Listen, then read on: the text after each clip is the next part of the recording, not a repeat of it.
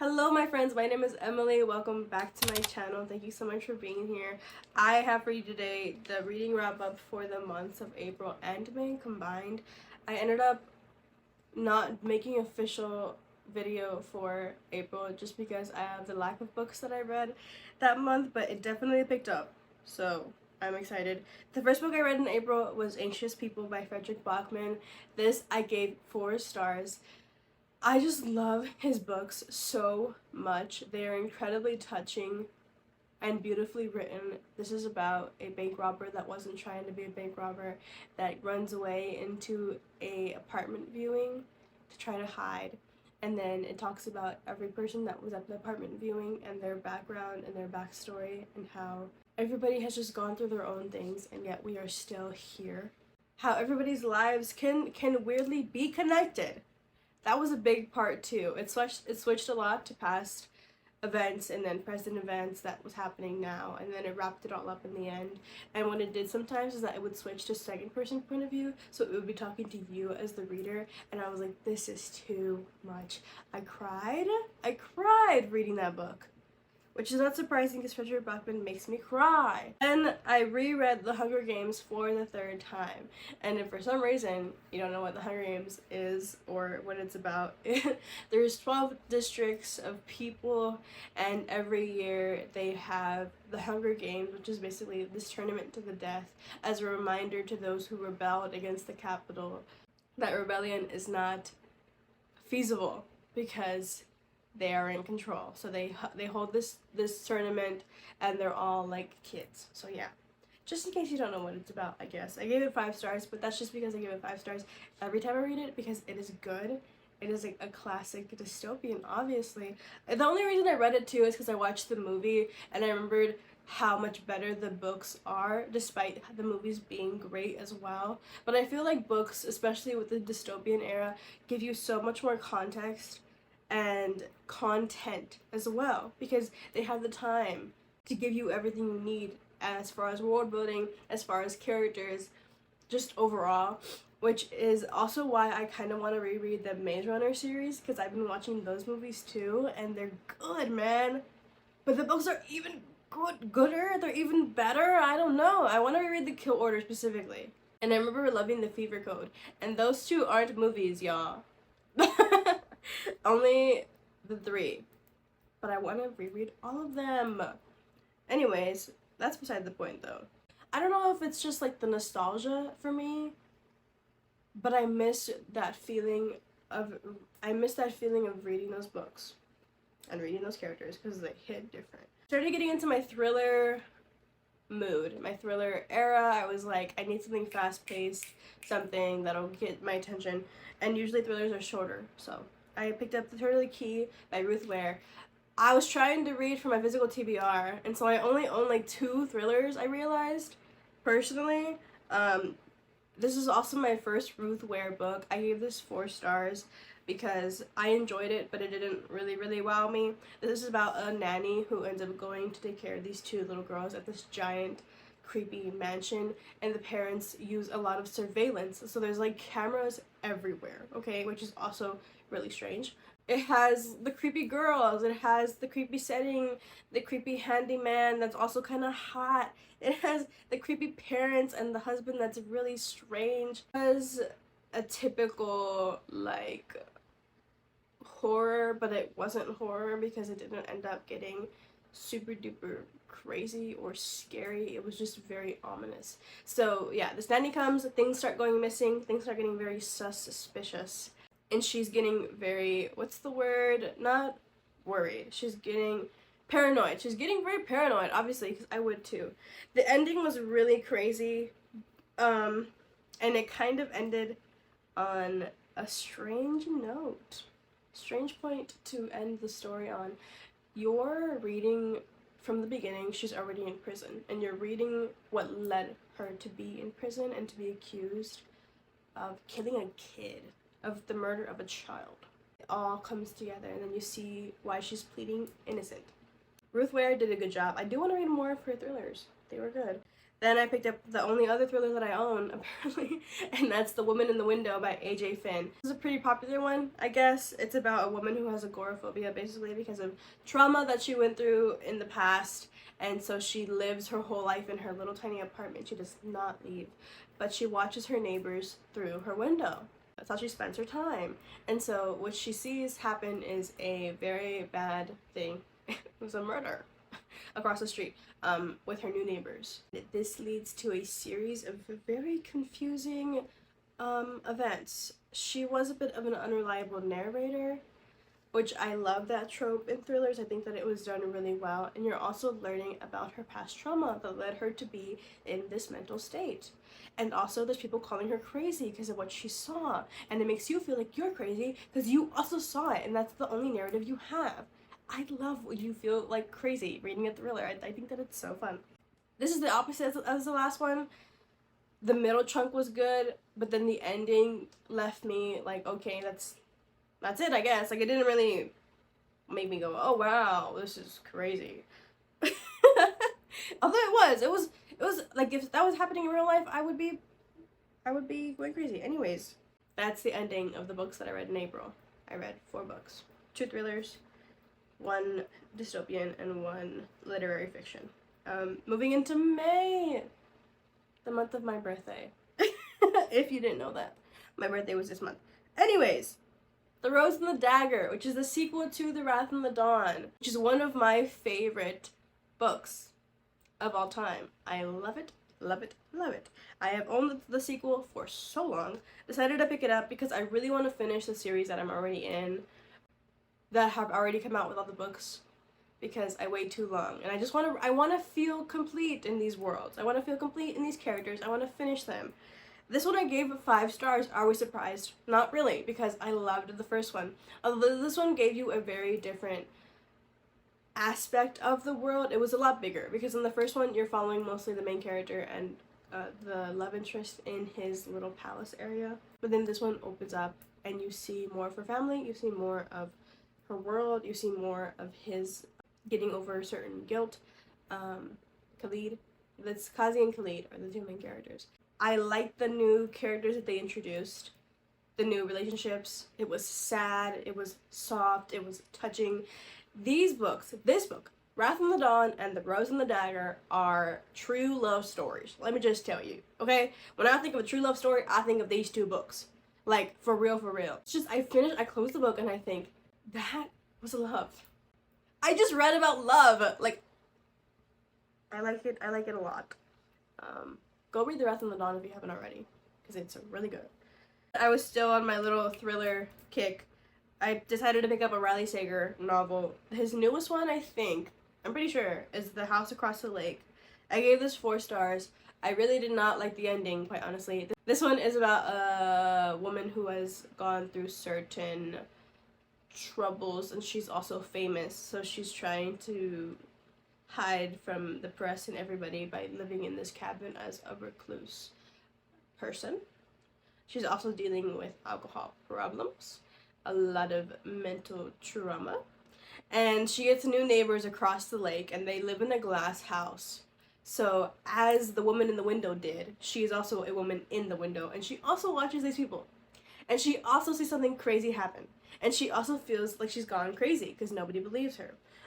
They were very similar in that way. I did not like the ending, though. I didn't know it was gonna end up that way, and I don't like that it ended up that way. Getting up to that point was good, and then I was like, is this really what we're gonna do right now?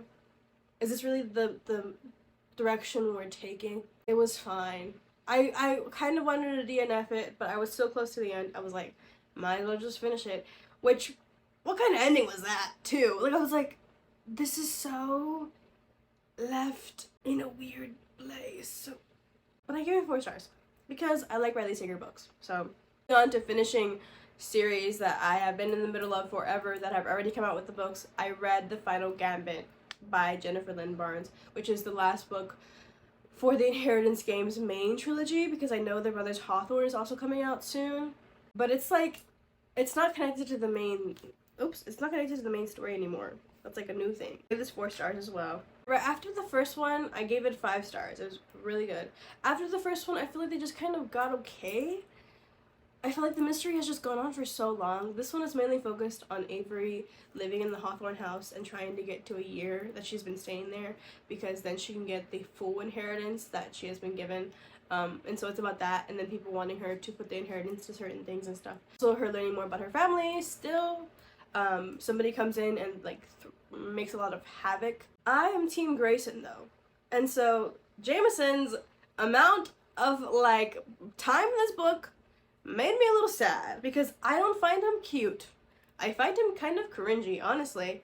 In that way, I also think that it was kind of like Disney Channel-esque, the romances.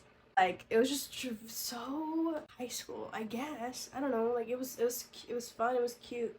But specifically Jameson, I was like, dude, you're kind of cringing me out a little bit right now. And then Grayson, I was like, oh my gosh, you're so funny. Justice for Grayson. Justice for Grayson. The ending was good. I like the setup for the next one, which surprised me because I was like, why is there another book? But now I see why. This was also the beginning of a change in my life. I got a Kindle. I got a Kindle reader, and I could not stop reading, which is why I read bam, all these books that I don't have on my physical TBR, which kind of threw my plan out the window. Sorry, but it did. So these are all books that I read ebook-wise. I picked up Funny You Should Ask because I remember when this thing was all over TikTok. I remember when it was on every table in Barnes & Noble. And the cover is so pretty. And I saw one girl say that the guy reminded her of Chris Evans, and I was like, I'm reading that.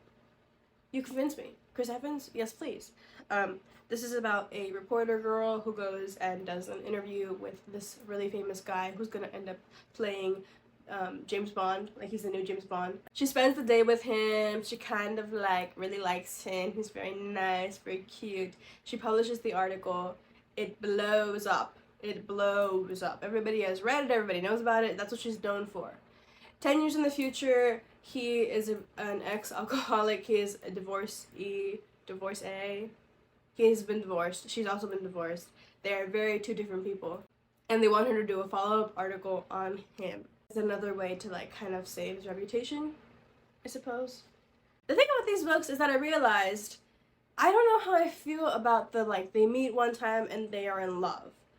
And then like they met one time and then 10 years in the future, I think it's 10 years in the future. 10 years in the future they get back together and it's still like they were in love, but like they only met like once. I was thinking about that, and logistically I don't know how I feel about it, but this one was cute, so I'm not thinking about it too much. I gave it 4 stars. It was a good little cute love story. But if you think about it for too long, you're like, why do they like each other? I don't know, but it makes me sad. So I like the main character a lot. She had some funny lines. Then I continued wanting to finish a series. So I finished All of Our Demise, which is the sequel to All of Us Villains. I gave this 4 stars. It was good. I liked it just a little bit less than the first one. And I wish that the second one was all in Isabel's point of view. I love Isabel, man. Like, she's just so... She's, like, such a main character. And I'm like, we have, like, 4 points of view, but I want her point of view the whole time. So I just kept waiting for her to come back up. It was really, really action-packed. Like, really crazy plot-wise. The villains in this book get on my nerves, because I'm like, can we just get in line? Like, can we just work together, guys? Can we just solve this with the power of friendship? And they did not want to solve it with the power of friendship. They wanted to solve it with murder. I'm like, let's calm down, guys. There was crazy scenes in this book. There was a new character that was added into the mix. I can't tell you who it is because it's a spoiler, but they added so much. I was like, this is refreshing.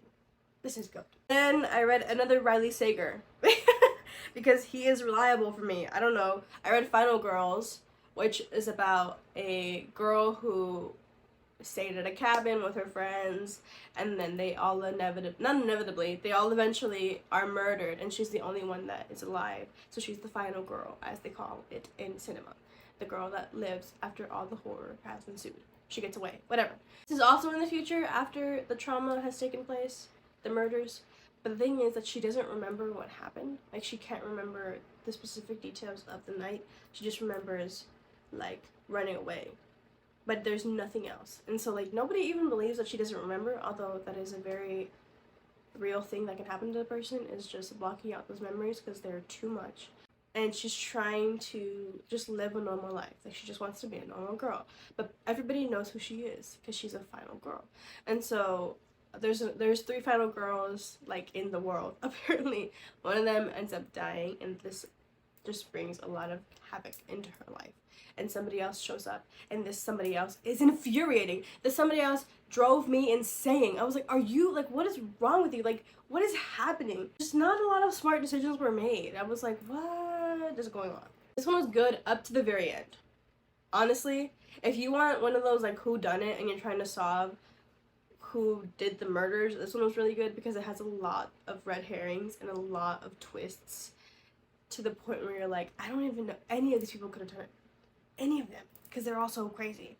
I gave it 5 stars, like I think I said. The last book that I read in May, I think it's the last one because I'm also reading a book right now that I might finish by tonight, but we'll see, is Dead Wake, The Last Crossing of the Lusitania by Eric Larson. This is a non-fiction historical account of the sinking of the Lusitania, which is this giant ship that was crossing from New York into Liverpool through British waters in the midst of the beginning of World War I, when it was only Britain and Germany going after each other.